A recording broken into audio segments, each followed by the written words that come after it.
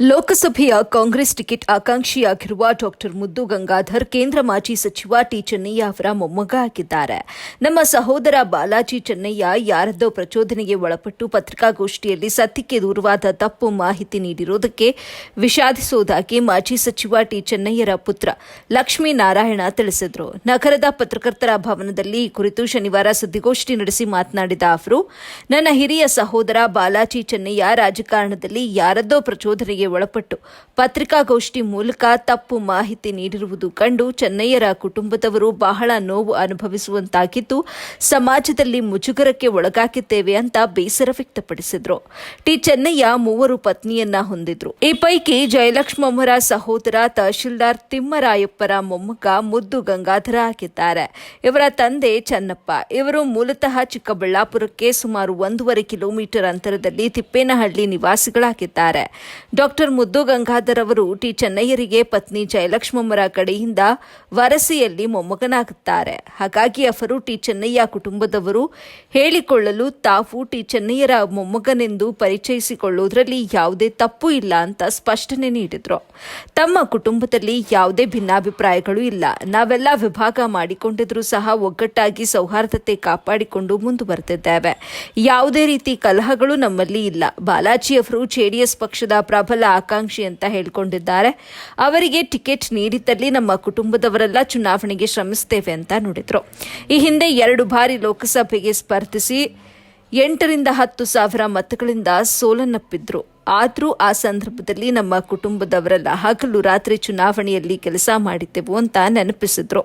ಬಾಲಾಜಿ ಚೆನ್ನಯ್ಯ ಅವರಿಗೂ ನಮಗೂ ಯಾವುದೇ ವೈಯಕ್ತಿಕ ದ್ವೇಷ ಇಲ್ಲ. ನಾವುಗಳು ಸಹೋದರರಂತೆ ಸಹಬಾಳ್ವಿಯನ್ನ ಮಾಡುತ್ತಿದ್ದೇವೆ. ಆದರೆ ಬಾಲಾಜಿ ಆಗಾಗ ಹೇಳಿದವರ ಮಾತುಗಳನ್ನು ಕೇಳಿಕೊಂಡು ತಪ್ಪು ಹಾದಿ ಹಿಡಿಯುತ್ತಿದ್ದಾರೆ.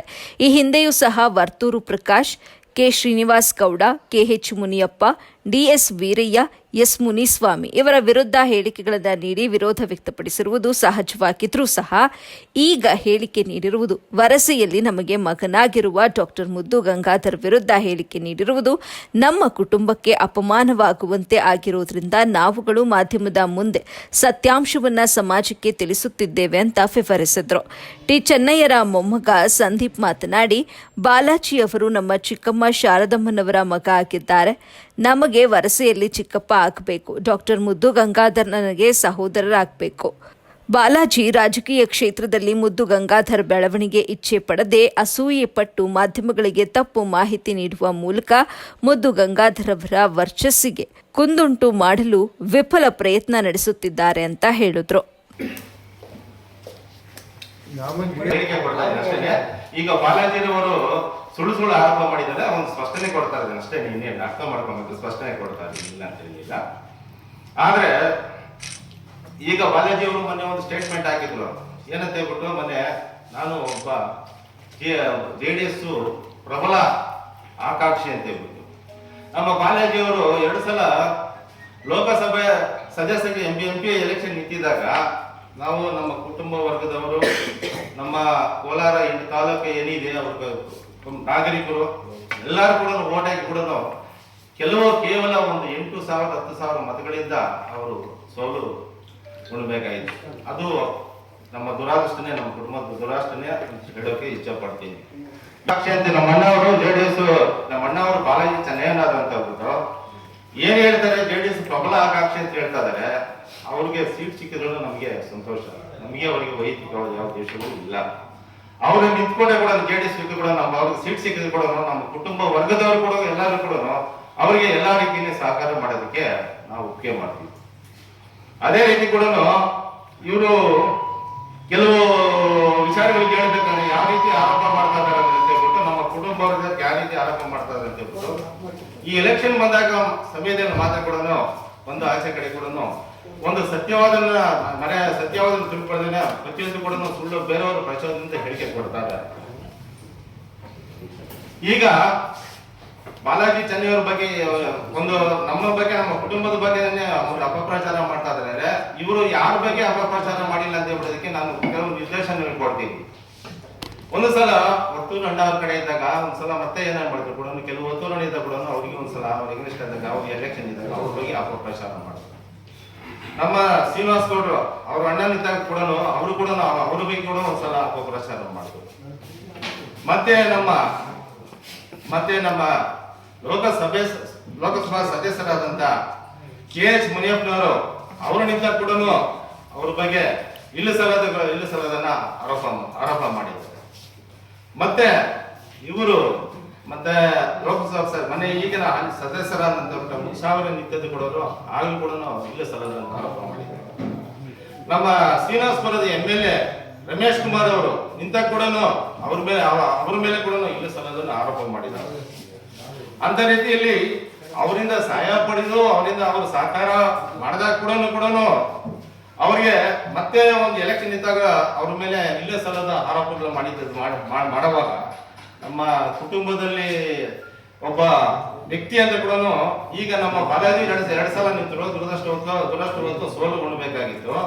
ಆದ್ರೆ ನಮ್ಮ ಕುಟುಂಬದ ಪರವಾಗಿ ಈಗ ನಮ್ಮ ಬಾಲಾಜಿ ನಮ್ಮ ಡಾಕ್ಟರ್ ಸಿ ಮುದ್ದು ಗಂಗಾಧರ್ ಯಾವ ರೀತಿ ನಮಗೆ ಈ ರೀತಿಯ ಸಂಬಂಧ ಹೇಳಿದ ನಮ್ಮ ತಾಯಿಯವರ ಅಣ್ಣ ಇದರಲ್ಲ ಅವರ ಮೊಮ್ಮಗ, ಅಂದ್ರೆ ನಮ್ಮ ತಂದೆ ಟಿ ಚೆನ್ನೈಯವ್ರಿಗೂ ಮೊಮ್ಮಗನೇ ಆಗ್ಬೇಕು, ಮತ್ತೆ ನಮ್ಮ ಸೋದರ ಮಾಮವ್ರಿಗೂ ಮೊಮ್ಮಗನೇ ಆಗ್ಬೇಕು. ಈಗ ಏನಂತ ಹೇಳ್ಬೇಕಂತ ವಿಚಾರ ಅಂದ್ರೆ ಕೂಡ ಇನ್ನು ಮುಂದೆ ಬಾಲಾಜಿಯವರು ಯಾವ ರೀತಿ ಕೂಡ ಒಂದು ಸತ್ಯವನ್ನ ತಿಳಿದುಕೊಂಡು ಗೊತ್ತಿದ್ರೆ ಕೂಡ ಒಂದು ಆತ್ಮಸಾಕ್ಷಿಗೆ ಅವರು ಕಟ್ಟು ಬಿದ್ದು ಹೇಳಿದೇನೆ ಸುಮ್ಮನೆ ಸುಳ್ಳು ಆರೋಪಗಳನ್ನ ಮಾಡ್ತಾರೆ, ಸರಿ ಇಲ್ಲ. ಆದ್ರಿಂದ ತಾವು ಈ ಹೇಳಿಕೆಗಳನ್ನ ಸರಿಯಾಗಿ ಅರ್ಥ ಮಾಡಿಕೊಂಡು ಈ ಒಂದು ಪತ್ರಿಕಾ ಬಳಗದವರು ಮತ್ತೆ ನಾವು ಇಲ್ಲಿ ಸೇರಿರ್ತಂತ ಒಂದು ಸಾಕ್ಷಿ ಹೇಳಬೇಕಾಗಿದ್ರೆ ಕೂಡ ಬಾಲಾಜಿ ನಮ್ಮ ಚೆನ್ನೈನವರು ಮೊಮ್ಮಕ್ಕಳನ್ನೇ ಸೇರಿದ್ದಾರೆ. ಚೆನ್ನೈನ ಮಗನಾಗಿ ನಾನು ನಿಮ್ಗೆ ನೇರವಾದ ಒಂದು ಸ್ಟೇಟ್ಮೆಂಟ್ ಕೊಡ್ತಾ ಇದ್ದೀನಿ.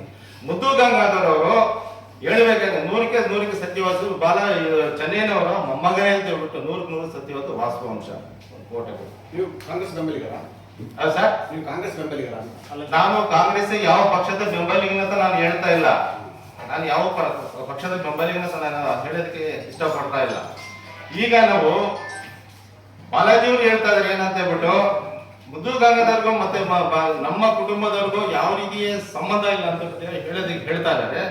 ಆದ್ರೆ ಕೂಡ ನಮ್ಮ ಒಡನೆ ಮುದ್ದು ಗಂಗಾಧರ್ ಅವರು ಅವರ ತಾತವರು ಕೋಲಾರದಲ್ಲಿ ತಹಶೀಲ್ದಾರ ಆಗಿದ್ದಾಗ ಮತ್ತೆ ಅವ್ರ ಒಡನಾಟ ಯಾವ ರೀತಿ ಅಂದ್ರೆ ಕೂಡ ಕೋಲಾರದಲ್ಲಿ ಅವ್ರು ಬೆಳೆದು ಕೋಲಾರದಲ್ಲಿ ಇಲ್ಲೇ ಕೂಡ ಕೆಲವು ವರ್ಷಗಳ ಇಲ್ಲೇ ಇದ್ದು ಮತ್ತೆ ಅವರು ಹೋಗ್ಬಿಟ್ಟು ಚಿಕ್ಕಬಳ್ಳಾಪುರದಲ್ಲಿ ಮುದ್ದೇನಹಳ್ಳಿಯಲ್ಲಿ ಹೋಗ್ಬಿಟ್ಟು ವಿದ್ಯಾಭ್ಯಾಸ ಮಾಡಿ ಅವರ ಮುಂದೆ ವಿದ್ಯಾಭ್ಯಾಸ ಮಾಡ್ಕೊಂಡು ಹೋಗಿದ್ದಾರೆ. ಅಲ್ಲ, ಈಗ ತಿಮ್ಮರಾಯಪ್ಪ ಅವರು ಚೆನ್ನೈನವ್ರಿಗೆ ಏನಾಗ್ಬೇಕು? ಯಾರು ಬಾಮೈದ ಆಗ್ಬೇಕು ಅವ್ರಿಗೆ? ಬಾಮೈದ ಚೆನ್ನೈ ಯಾರಿದ್ದಾರೆ ಹೇಳಿಕೆ ಕೊಡ್ಲಿಕ್ಕೆ ಏನು ಕಾರಣ ಏನು? ಮತ್ತೆ ಚೆನ್ನೈ ಅವರ ಹೇಳಿಕೆ ಕೊಡೋದಕ್ಕೆ